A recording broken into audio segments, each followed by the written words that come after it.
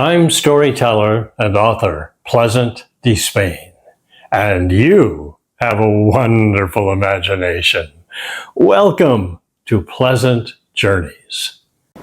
My story for today is one I always enjoy sharing early in July of each year because of the American independence, July 4th. Now, the story is called The Chicken-Coop Jail, and it's found in Sweet Land of Stories 36, American Tales to Tell. The story must have happened about 1775, and it's out of Great Barrington, Massachusetts.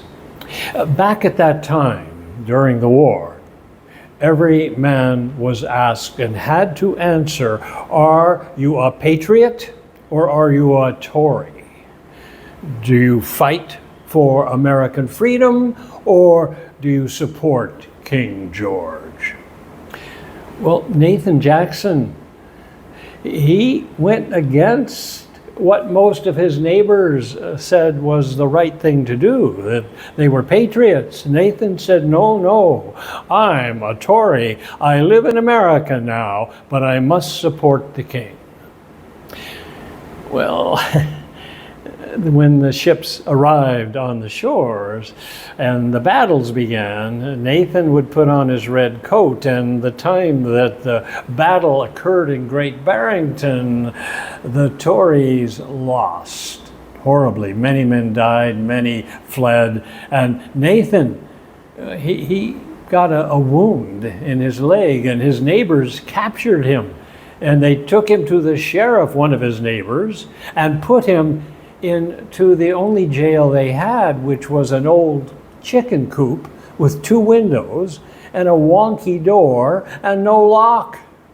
And the sheriff said, Nathan, if you cause no trouble, I will see that your leg is tended to, and I will also see that you are fed regularly. Oh, I won't cause any trouble, said Nathan. I fought for the wrong side. And where would I go? My farm has been seized. No, I will stay here. And so his leg was tended to, and he was fed regularly, and he started to mend, and Nathan got terribly bored, so he found a stick that he could use to help walk with, and he went outside, and on the back side of the chicken coop there were several boards and some hand tools. The sheriff had intended to strengthen the jail. So Nathan went right to work. Within a couple of days, he had made significant progress in making that coop a much stronger dwelling. Now, the sheriff was quite pleased. He said, Nathan, is there anything else you want to help with? Yes, said Nathan, it's the season to plant, and that land on my former farm is rich, and well, I would like to create a big garden of vegetables for everyone to enjoy. Well, said the sheriff, if I let you do that, will you return each night to the jail? Indeed, I will. And so he worked all through the summer and into the fall, and the plants, the vegetables, everything was growing so well. It came time for the harvest, but the sheriff said, Nathan, I've got some bad news. It's bad for both of us. I have been summoned to bring you to Springfield within a week. Your trial will be held. And of course, the trial for treason, well, if you're found guilty, you will hang. I know, said Nathan, but I must face the consequences of my actions. Well, the other bad thing is that we'll lose the harvest. I'm the only one to do it. Too many men have been killed in the recent battles, so it will be lost. Nathan said, but maybe not. Sheriff, if my trial is in a week, I can walk on my own to Springfield. You can stay here and do the harvest. You really? You will not flee? You will walk all the way? It's 55 miles. I know, said Nathan, but I'm a good, strong walker. That'd be about 10, 11 miles a day. I'll make it in time. And so the sheriff trusted him, and Nathan took off. Now, he didn't use all the roads all the way to Springfield. He walked about 11 miles a day, and he, mostly through the forests and the valleys and the fields. He wanted to enjoy as much life as he could before it was all over. But on the 5th day, he was about 8 miles out of Springfield. He was back on the road, and he came across an unusual sight. There was a nice wagon, but one of the wheels had come loose, and there was an elderly gentleman sitting under a big shade tree, reading from a black book. And Nathan went up to him and he said, well, hello, good sir, and well met here on the road.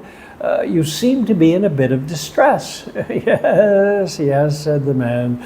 The wheel has come loose. I haven't the strength to fix it myself. Oh, but I could help, said Nathan. The two of us will put it back. And they did. And the old man was quite pleased. He reached for his purse, and Nathan said, no, I need no money, not for the rest of this life. Really, said the old man. And you're headed to Springfield, as I am? Well, yes. Well, then let me at least give you a ride. And so Nathan climbed up beside him, and they had the time and leisure. The old man asked Nathan about his story, and Nathan told it exactly as it happened. And, said the elderly gentleman, you're going to turn yourself in to the sheriff, to the court? Oh, indeed I am. I must keep my word. Well, about a half a mile before the center of Springfield, Nathan said, I'll get off here. I want to walk the rest of the way. The old man understood, and he went on into town. And Nathan presented himself to the sheriff, who immediately put Nathan behind bars. And the next morning, the trial was held. And in the courthouse, the judge, wearing his black robe, sitting on a high bench, he read out the charge against Nathan, the charge of treason. And the judge said, I find you guilty, and you will be hung tomorrow morning. Nathan hung his head low and accepted the verdict. But just then, there was a side door in the courthouse which opened, and an elderly gentleman wearing a long black robe, carrying a heavy black book, walked in and stood up next to the judge, and then took a step higher to a chair, and then he sat, and he took over the proceedings. And he said, ladies and gentlemen and officers of the court, I have been summoned out of Boston. We received a request from Great Barrington. It deals with the matter of this man, Nathan Jackson. It seems that his neighbors feel that he is a good man, he's been a good neighbor, and they also feel that he could be a good American if given a second chance. Now, this missive was sent by the sheriff of Great Barrington. I have read it and I've thought it through carefully, and I agree that Nathan Jackson, you could be a good American if given a second chance. I am setting you free. I want you to go back to Great Barrington, burn your red coat, and be that good American. And so he was.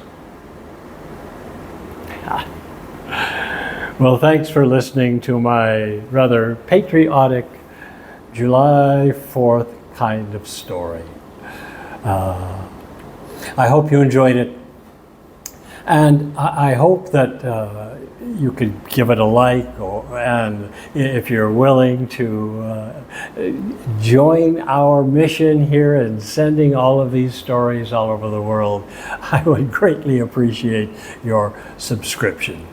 And also down below, there is my website listed, and all of my books with direct links to Amazon.com are found there.